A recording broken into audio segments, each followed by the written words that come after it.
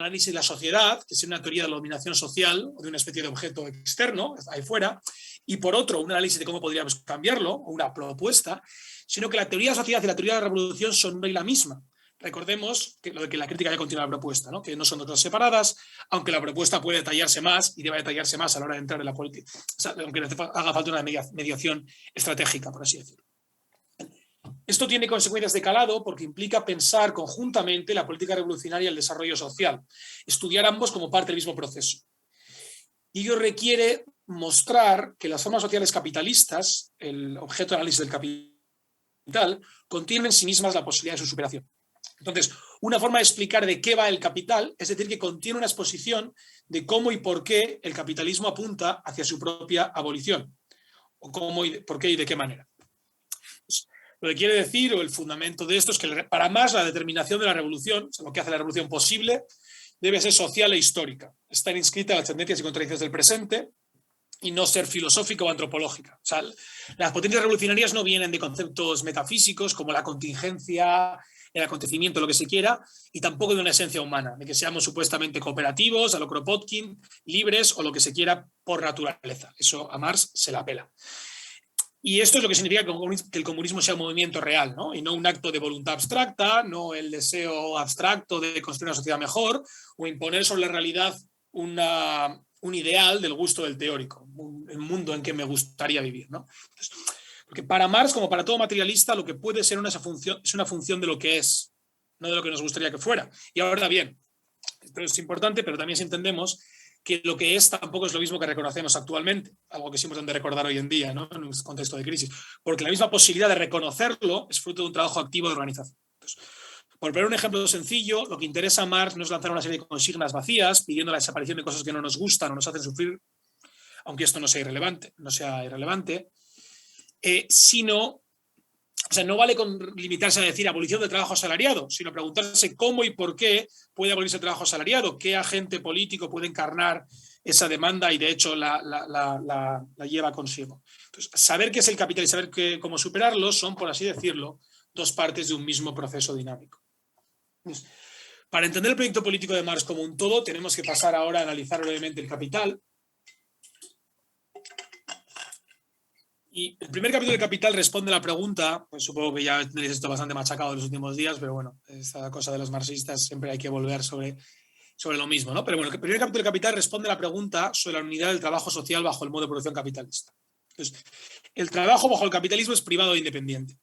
Los productores están en principio libres de vínculos de dependencia personal y por tanto no están sometidos a la voluntad de otros a la hora de decidir qué y cómo producir, etcétera, a quién vender o no. Entonces, la producción no está sometida ni a estos vínculos de dependencia personal, pero tampoco a la voluntad consciente y colectiva de la sociedad. Y sin embargo, ese trabajo privado e independiente es también trabajo social. El trabajo de los individuos siempre será parte del trabajo social de la sociedad, para la redundancia. Pero aquí hablamos de individuos que producen esencialmente para otros y no para sí mismos. Es una producción para la sociedad y no una producción de subsistencia. Los productores necesitan producir para la sociedad para poder sobrevivir. Y ese trabajo, por lo tanto, es indirectamente social. Se produce de forma privada, pero para la sociedad. Entonces, la pregunta además es, ¿cómo puede organizarse, tomar una forma, unidad determinada, una regularidad también? Los muchos trabajos privados e independientes, los productores desperdigados y diferentes entre sí, no se conocen ni están conectados por ninguna agencia colectiva donde tomen decisiones. Entonces, la respuesta es que para ello los productos del trabajo han de poder intercambiarse. Y para que el intercambio sea posible, para que los productos del trabajo puedan convertirse en mercancías, estos han de tomar necesariamente una forma objetiva, una forma que es, sin embargo, distinta de su forma natural. Esta objetividad de los productos del trabajo privado e independiente es el valor. Su sustancia, como sabemos, el trabajo abstracto, el hecho de que todos los productos sean productos del trabajo humano, en abstracto, y su magnitud, lo que permite que el intercambio se dé en unas determinadas proporciones, el tiempo de trabajo es realmente necesario, bla, bla, bla. Entonces, la cuestión es que la forma de mercancía de los productos del trabajo es el resultado necesario del hecho de que éste sea privado e independiente. Y esto quiere decir que bajo el modo de producción capitalista los poderes sociales de la humanidad toman la forma de una cosa, la mercancía. O sea, las mercancías no son algo meramente exterior, porque la cuestión es que nuestra relación social misma, el modo en que producimos y nos reproducimos como sociedad, ha tomado una forma exterior u objetiva, la forma de una cosa. Esto no es una ilusión. O sea, la mercancía realmente el nombre de nuestra relación social general. Como Esto es más simple de lo que suena. Como seres humanos debemos relacionarnos con otros para poder reproducir nuestra vida, ¿no? Entonces, esto es lo que somos. Somos nuestras relaciones sociales. No somos átomos. Pero bajo el capitalismo, nuestra relación social general, nuestra interconexión social con otros, nuestra relación con el conjunto de sociedad, no es directa, sino que está mediada por cosas, toma la forma de una cosa. Entonces, por eso Marx afirma aquello de que las relaciones materiales entre productores, las relaciones necesarias para poder reproducir materialmente nuestra vida, toman la forma de relaciones sociales entre cosas. La relación indirecta entre individuos, entre mí y el panadero a quien no conozco, toma la forma de relación directa entre cosas, entre mi dinero y la barra de pan. Y esto da lugar a una forma de socialización que Michael Heinrich ha llamado socialización retroactiva. Porque a la hora de realizar mi trabajo privado e independiente, soy incapaz de saber si cuenta realmente como trabajo social, o sea, como socialmente necesario. Solo a posteriori, solo una vez he conseguido intercambiar los productos, cuenta mi trabajo como trabajo social. Y esto significa que el conjunto de los productores está dominado por el movimiento de sus productos. Es su movimiento, el movimiento de sus productos, o sea, las leyes del mercado, lo que decide qué trabajo cuenta como trabajo social y cuál no. Lo que implica decir quién come mañana y quién no, quién se arruina y quién sobrevive, qué trabajo es válido y cuál simplemente un gasto inútil de energía. Y en última instancia, qué necesidades cuentan como sociales y cuáles no. O sea, qué es socialmente necesario. Es la única forma de saber qué es socialmente necesario bajo el capitalismo es lo que se intercambia, a través del intercambio. Porque desde el punto de vista del modelo de producción capitalista, la única necesidad social que cuenta es la necesidad social solvente, aquella que puede dar lugar al intercambio de una mercancía por dinero. Si no tienes pasta, por mucha hambre que tengas, tu necesidad no cuenta por el capital como necesidad social. Este dominio de los productores por sus productos es, y esto es fundamental, estrictamente impersonal y se reproduce a través de la competencia. La competencia, o sea, las leyes del mercado, es la forma a través de la que se da las leyes del capital, es anárquica e impersonal. No está sometida al control consciente de los individuos o siquiera de un grupo de individuos muy poderosos o de una serie de grandes empresas. La competencia es el modo de existencia del capitalismo, el mecanismo a través del cual, como digo, se afirman sus leyes. Por lo tanto, el paso de ese modo de producción anterior al capitalismo es el paso de la dominación personal a dominación impersonal. Los sujetos ya no son esclavos o campesinos por su esencia, sino que para sobrevivir, para poder producir su vida, tienen que encarnar una función social, o lo que Marx llama personificar categorías económicas, la de productores de mercancías en este caso, lo que significa someterse al movimiento de sus productos. Por lo tanto, el reverso de la libertad formal de los productores privados, de su independencia con respecto a vínculos de dominación directa, es su dependencia absoluta con respecto a la sociedad, al movimiento de las mercancías. La enajenación de sus poderes sociales o de su relación social en la mercancía. O sea, que no somos libres por un lado o en un sitio y dominados por otro, sino que nuestra libertad individual es el modo de existencia de nuestra no libertad general. O sea, el valor, por lo tanto, es la relación social que somete a todos los sujetos de la sociedad burguesa a una dominación impersonal. Hemos dicho que el capital, por lo tanto, no es meramente una teoría de la dominación, sino teoría revolucionaria, escrita de la perspectiva de la transformación interna de las relaciones sociales capitalistas, de su abolición. Y ambas cosas, hay que insistir, son parte del mismo objeto. O sea que la teoría revolucionaria es una teoría correcta de la dominación, es ponerla correctamente, a entender cuál es su auténtica naturaleza. Y porque de lo contrario, nuestra práctica política será en hacerlo de Don Quijote, ¿no? en lancear los molinos como que estaba atacando gigantes. O sea que será simplemente un momento más en la reproducción normal del sistema. Y por ello hay que quedarse con la idea de que la dominación es, bajo el modelo de producción capitalista, esencialmente impersonal. Y esto es una condición necesaria de toda teoría revolucionaria, porque, insisto, su carácter científico, que sea la exposición correcta de formas sociales capitalistas, es la condición necesaria de la teoría de prácticas revolucionarias. Es ya un momento de la práctica revolucionaria. La dominación, en definitiva, proviene de una cierta organización de las relaciones sociales, del modo en que se organiza el trabajo social y no de la maldad o el excesivo poder político o personal de una serie de individuos. Entonces, ahora vamos a saltarnos algunos pasos para la exposición del capital para llegar al momento en que se pregunta cómo es posible que el dinero funcione como capital. Entonces, antes ha demostrado que para que sea posible garantizar realmente la unidad de los trabajos privados, el valor tiene que formar una forma autónoma en el dinero. No intercambiamos libros por batidoras, ¿no? Sino libros y batidoras por dinero. Ahora bien, el capital no es solamente de dinero, sino dinero que hace más dinero o valor que se valoriza. Y Marx se pregunta, ¿cómo es esto posible si intercambio de mercancías es intercambio de equivalentes? O sea, de las mismas proporciones de tiempo de trabajo socialmente necesario. Entonces, parece claro entonces que el dinero no puede transformarse en capital en la esfera de circulación, donde se intercambian equivalentes no emerge ningún plusvalor, nadie sale ganando en términos monetarios si intercambiamos magnitudes iguales, ¿no? Pero tampoco parece ser que pueda transformarse el capital en capital fuera de la esfera de la circulación, porque el trabajo individual de los productores produce valor y no plusvalor. Entonces, para que este rompecabezas pueda ser resuelto, es necesario que el plusvalor pueda emerger en la producción, pero a través de la circulación.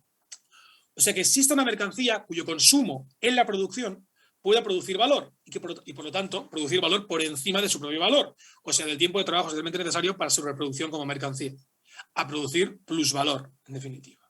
Esta mercancía es la fuerza de trabajo y su propietario, el obrero doblemente libre, o sea, libre por un lado de vínculos de dependencia personal y libre también de medios de producción, o sea, obligado a vender su propia fuerza de trabajo para poder reproducirse. Entonces, los personajes, como los llama Marx, que encontramos a estas alturas desde el Capital, ya no son solamente propietarios de mercancías, ahora son también capitalistas y obreros. Y ese es el momento en que Marx pasa a investigar lo que llama la esfera oculta de la producción, donde las apariencias de igualdad y libertad de la esfera de circulación se demuestran como eso, como una apariencia. Y lo que descubrimos entonces es que la dominación impersonal de los productores por sus productos se sostiene sobre la explotación del trabajo, fuente de plusvalor y por ello del capital. No hay producción generalizada de mercancías sin explotación, que es su fundamento. El valor es una relación social, pero una relación de clase, lo que quiere decir una relación de lucha. Y a partir de ahora podemos ver que todas las categorías realizadas en el capital, mercancía, dinero, plusvalor, salario, acumulación, ganancia, renta, lo que queráis, son modos de existencia de la lucha de clases. Vale. Entonces, no es solo que todo lo que sigue en el capital es la exposición de las dinámicas y formas, o sea, del despliegue y modos de existencia de esa lucha, sino que también lo anterior es reescrito. O sea, descubrimos, como algo que ya he dicho, que una sociedad sostenida sobre el intercambio generalizado de mercancías es necesariamente una sociedad sostenida sobre la protección del trabajo, que es posible gracias a la separación entre productores y medios de producción.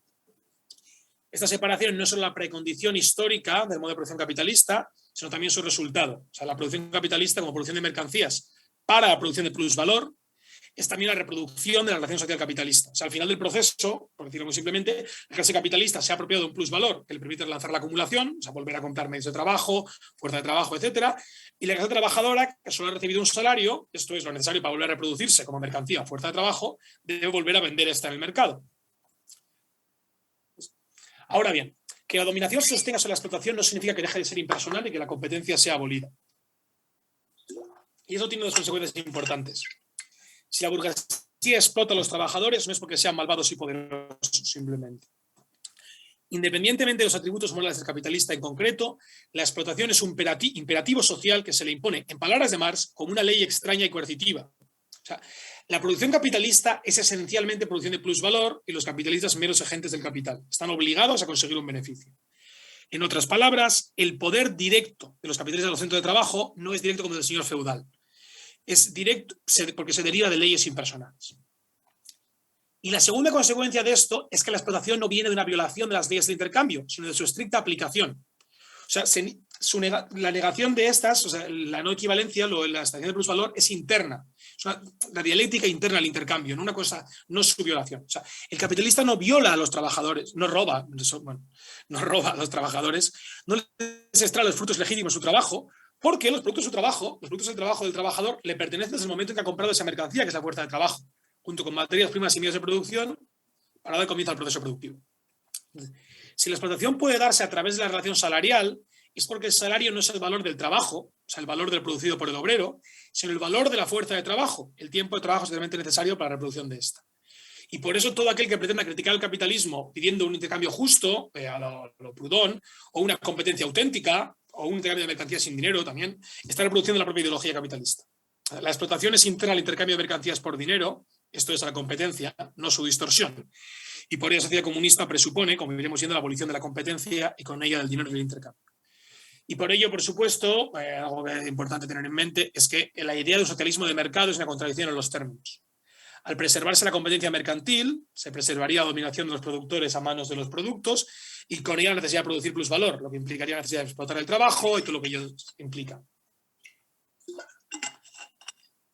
Vamos a detenernos un poco en las implicaciones de la explotación porque hemos dicho que la explotación, como apropiación de plusvalor, no es una cuestión meramente individual, una relación uno a uno, por así decirlo, sino una relación de clase.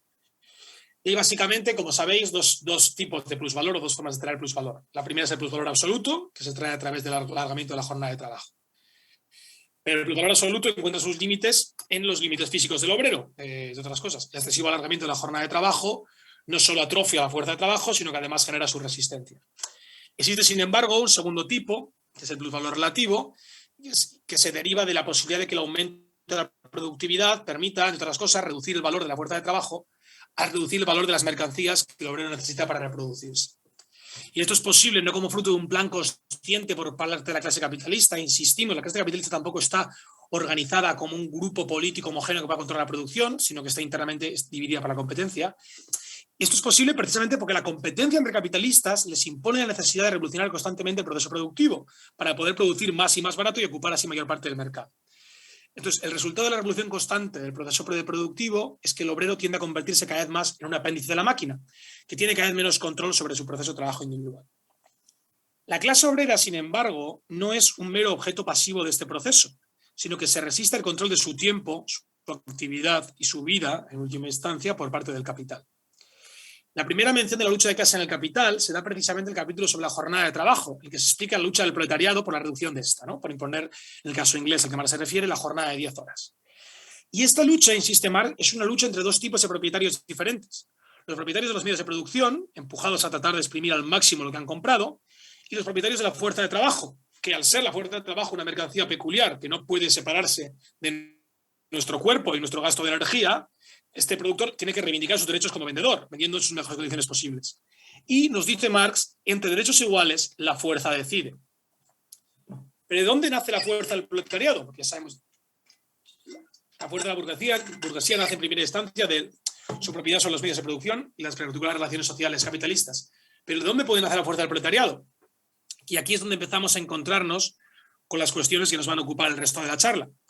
El trabajador aislado se caracteriza por su impotencia social. No pertenece a un capitalista concreto u otro, pero sí a la clase capitalista como un todo.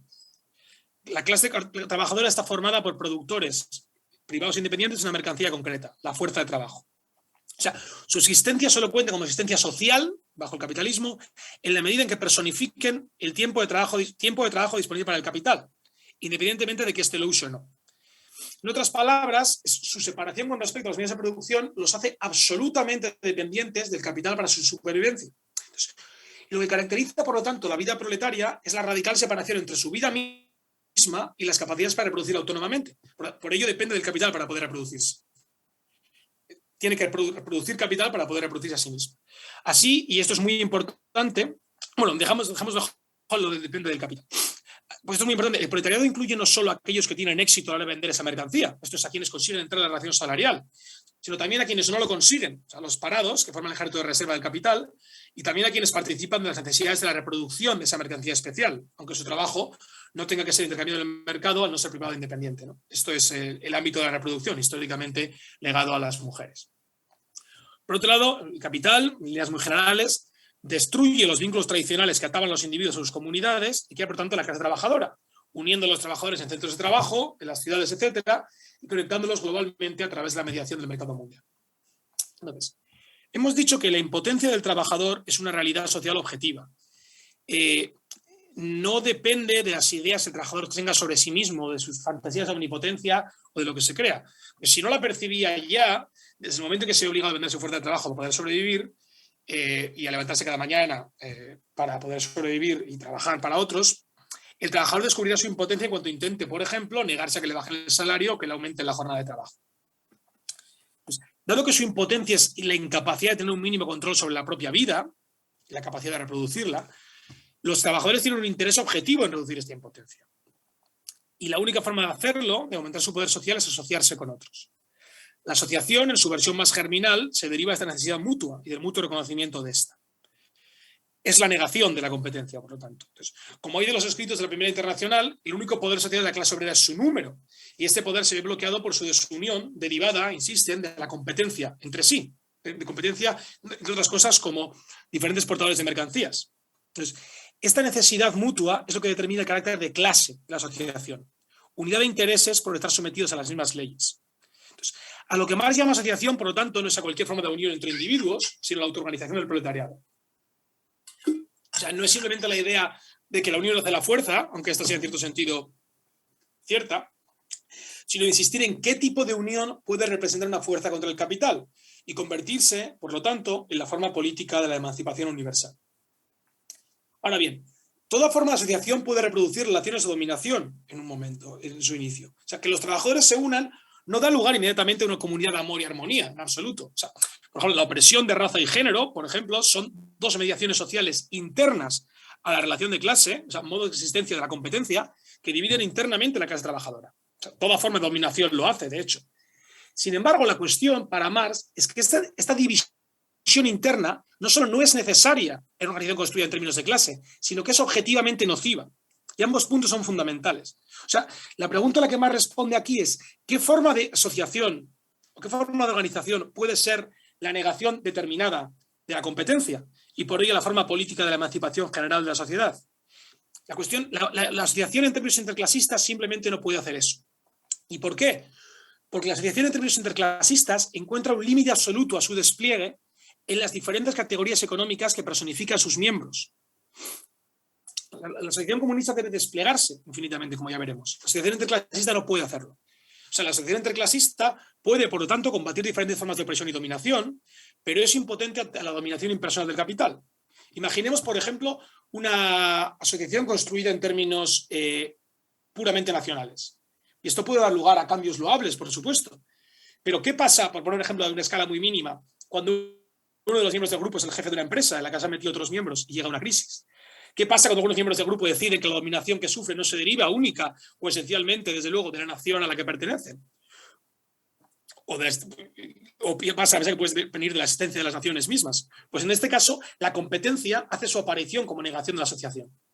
Y como la competencia en este caso se deriva necesariamente, insisto, de las diferentes categorías económicas que personifican unos y otros, o sea, que está arraigada en la forma en que la sociedad produce y se reproduce a sí misma, a través del antagonismo de clase, esta competencia se convierte en un límite absoluto, impidiendo que esta asociación sea una asociación contra el capital. O sea, podría darse un capitalista individual, decidir sumarse a la lucha del proletariado, véase Engels, pero no la clase capitalista en su conjunto, obviamente. Entonces, impide que esta asociación se convierta en política a nivel metabólico, a nivel de cómo se produce y se reproduce.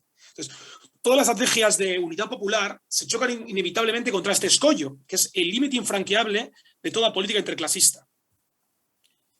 Solo pueden superarlo negándose a sí misma como tal, yendo más allá de sí misma, o sea, negando precisamente su interclasismo, en este caso, por ejemplo, bajo la forma del nacionalismo, ¿no? Entonces, en el caso de la asociación en términos de clase, la cosa toma un cariz diferente. Y quiero insistir en un punto. Asociación en términos de clase no significa unirse repitiendo 1.000.000 de veces todos somos obreros, por ejemplo.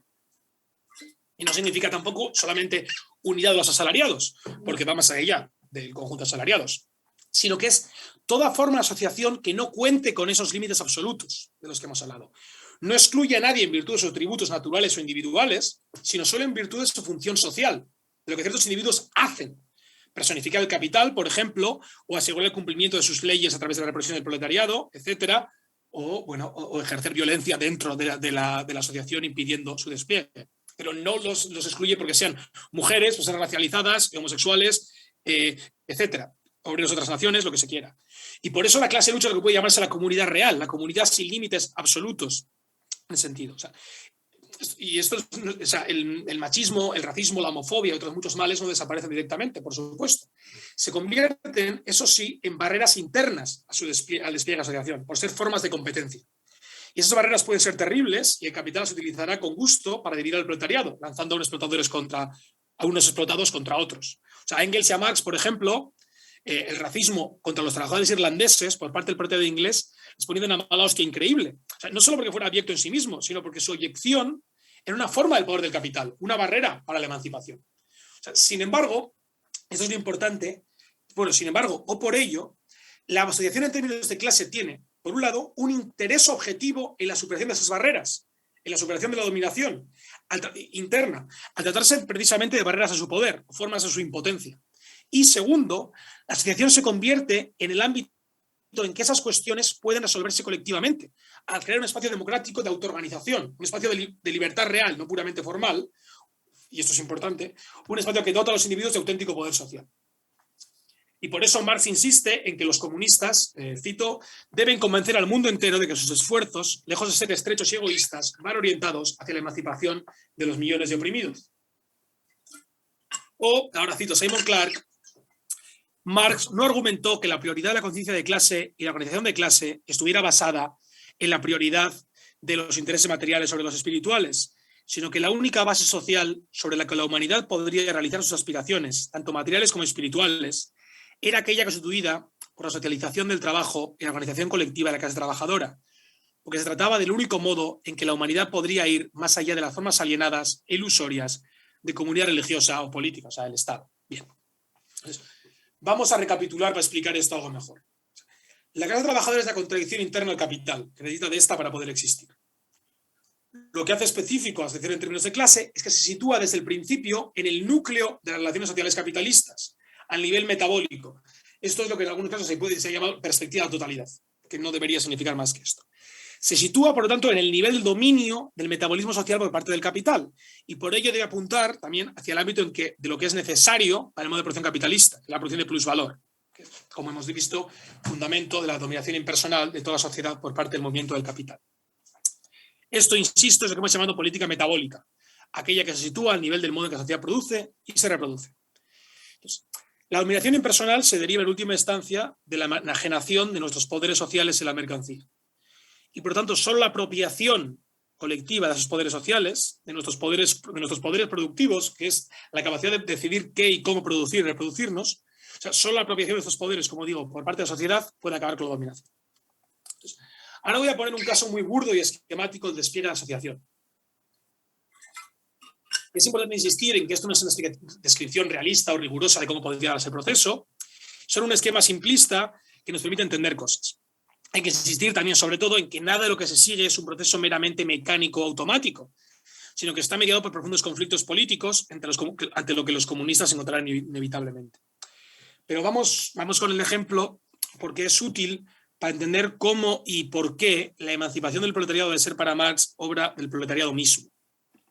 Bien. Empecemos, por ejemplo, a nivel de un centro de trabajo concreto, protestando contra algo tan mínimo como, bueno, no tan mínimo, algo que puede ser jodidísimo, un aumento de la jornada laboral o contra el despido de unos compañeros. Ojo, y no es necesario que esto sea en un centro de trabajo. Podría empezarse, por ejemplo, por querer parar un desahucio, pero sigamos con el caso, ¿no?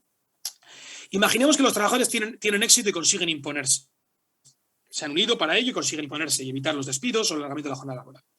Eso crea una motivación para seguir asociados. Imaginemos también que en principio los trabajadores atribuían el deseo de la empresa de alargar la jornada a que el jefe era un cabrón y miserable, ¿no?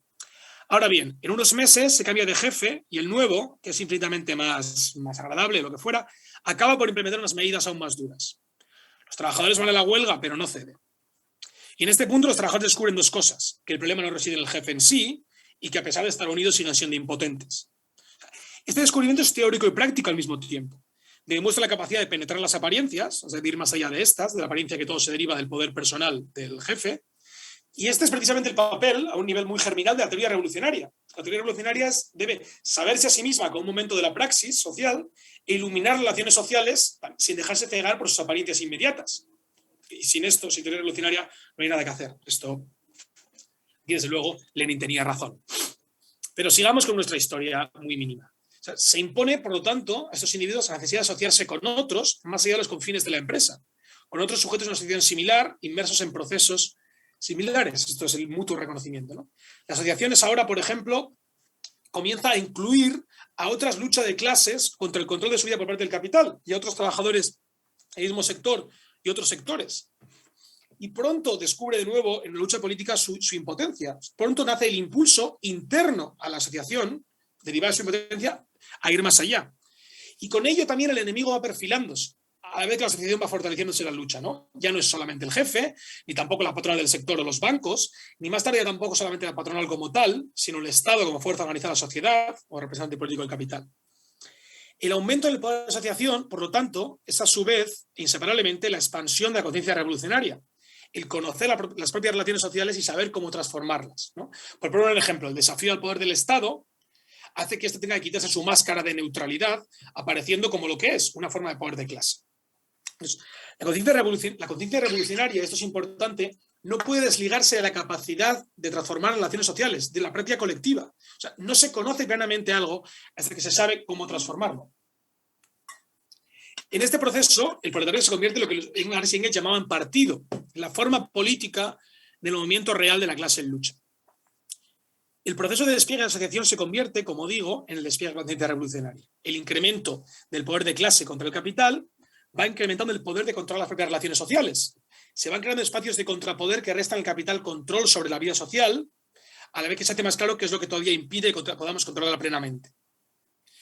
Pero, por ejemplo, pero al estar atado a un determinado territorio, incluso la conquista del poder político y la consiguiente victoria contra el Estado capitalista no consigue abolir la dominación impersonal, porque la acumulación capitalista es nacional en su forma, pero es global en su contenido. Entonces, si la competencia persiste a nivel internacional, nos seguimos siendo sujetos a la dominación impersonal del capital o a la competencia.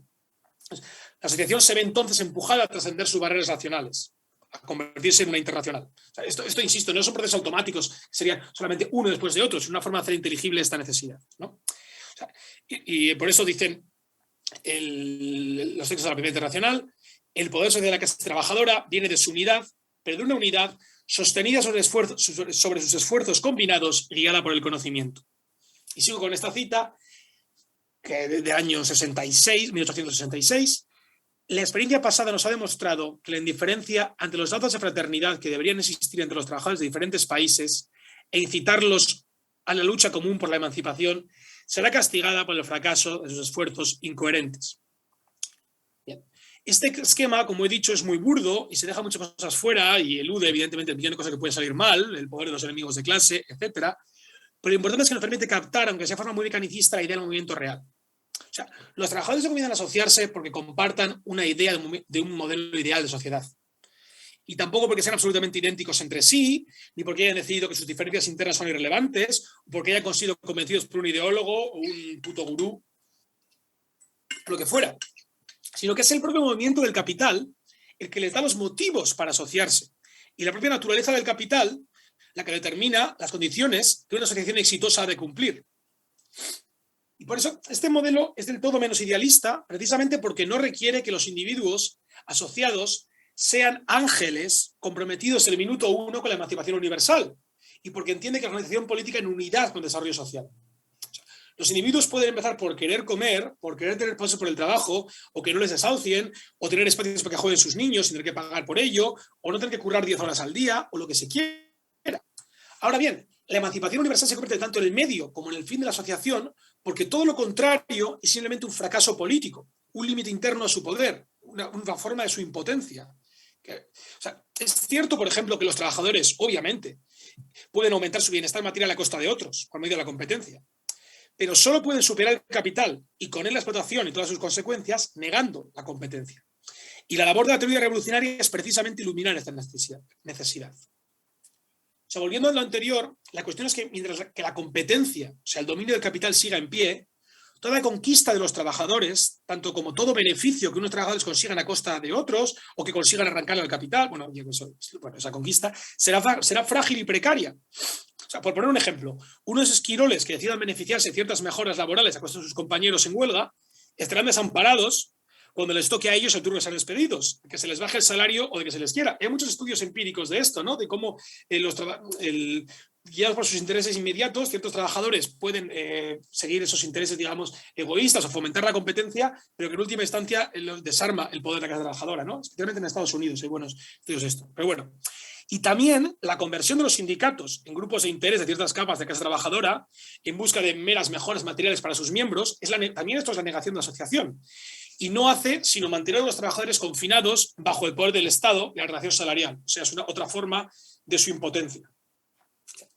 Todo lo que no sea la emancipación universal implica sucumbir ante la competencia. Y es, de nuevo, el capital mismo quien dicta esto, no lo que le gustaría al teórico.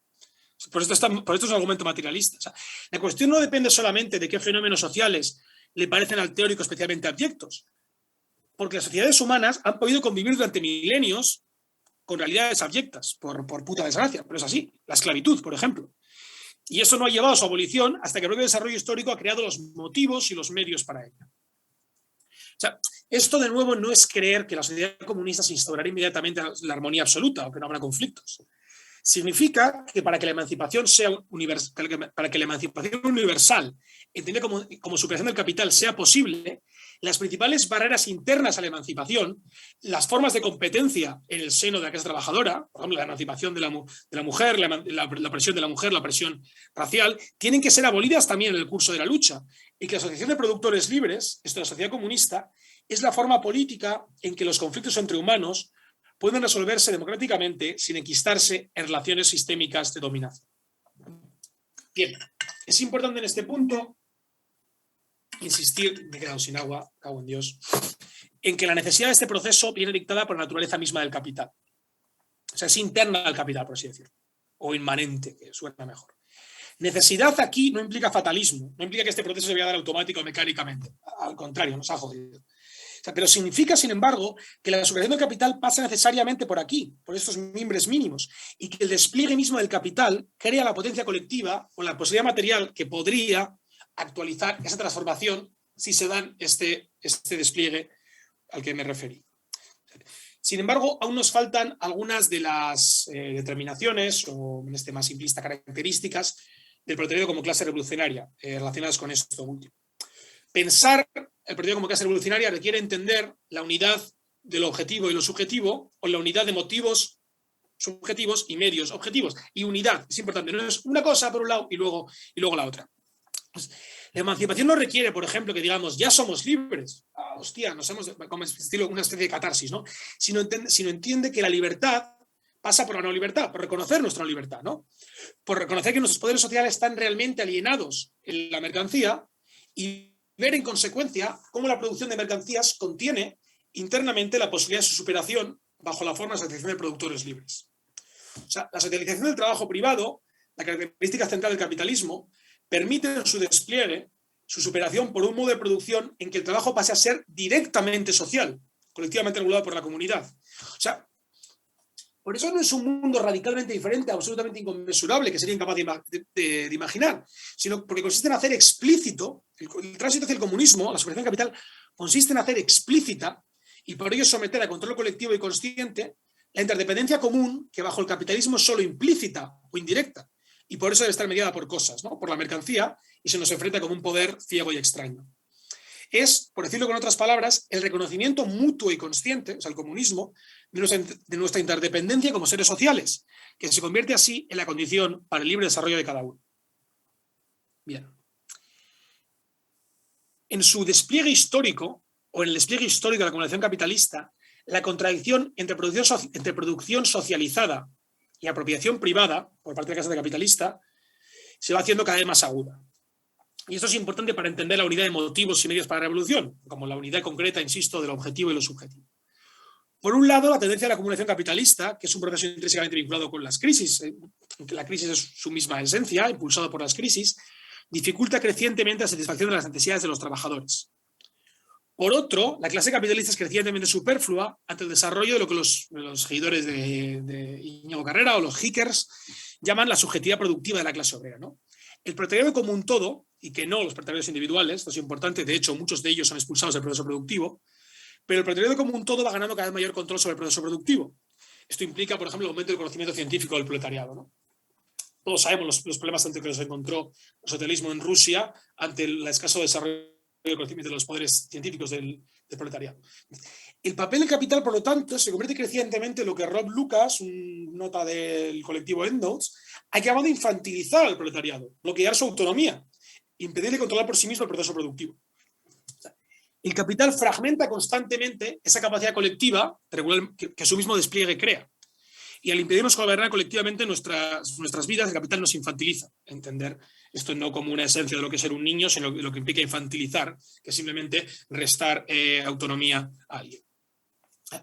Y este último punto nos permite entender la idea marxista de que el tránsito a un nuevo modo de producción se deriva de la contradicción entre fuerzas productivas y relaciones de producción, de que en algún momento las segundas quedan obsoletas del desarrollo de las primeras.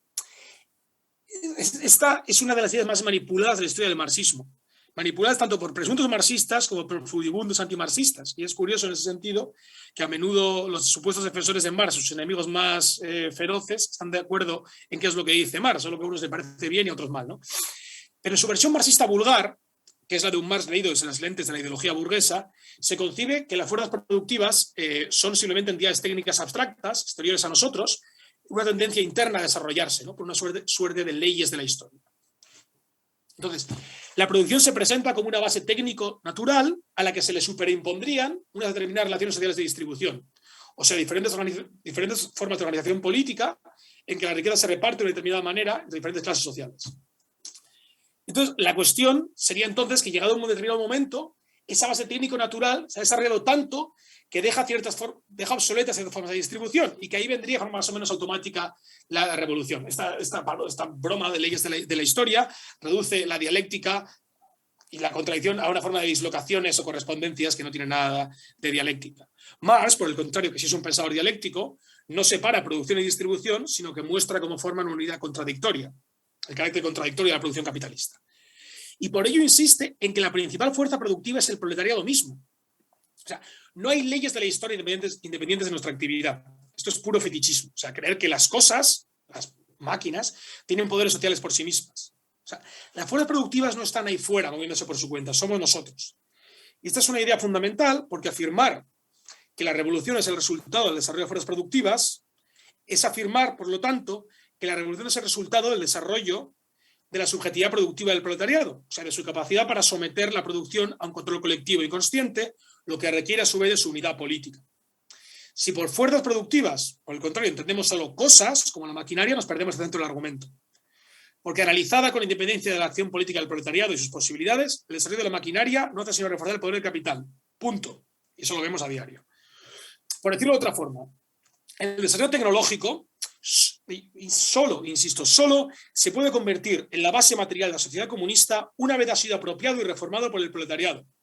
Por eso la movida no es que haya ahí fuera la posibilidad de repartir, porque se produce mucha riqueza y entonces lo que hay que hacer es cambiar nuestras mentes, ¿no? O meternos una ideología extraña o un compromiso subjetivo con la igualdad. Esto es lo que cree Gerald Cohen o Jerry Cohen. No, al contrario, eso es lo más antimarxista que hay, una separación entre lo objetivo y lo subjetivo.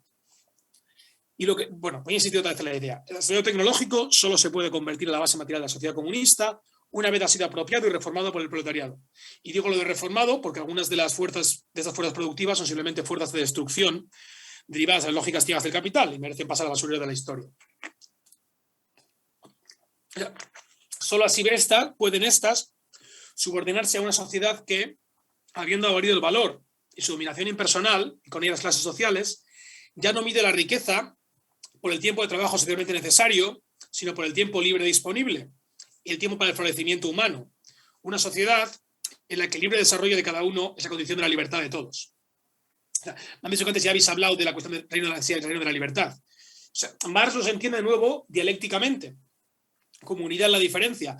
No se olvida idealistamente de la necesidad de reproducir la vida y de que eso implica tareas en general desagradables, en el reino de la necesidad, pero tampoco lo separa dualistamente, ¿no? Está ahí por un lado una necesidad bruta y por otro lado la libertad, que hacemos lo que nos da la gana, sino que el reino de la necesidad mismo es transformado una vez sometido a control colectivo y consciente, que podemos decidir qué producir, cómo organizar el trabajo social, superar la división de trabajo manual y trabajo intelectual de tal forma que, que todos contribuyamos a limpiar váteres si hace falta y cuando haga falta, ¿no?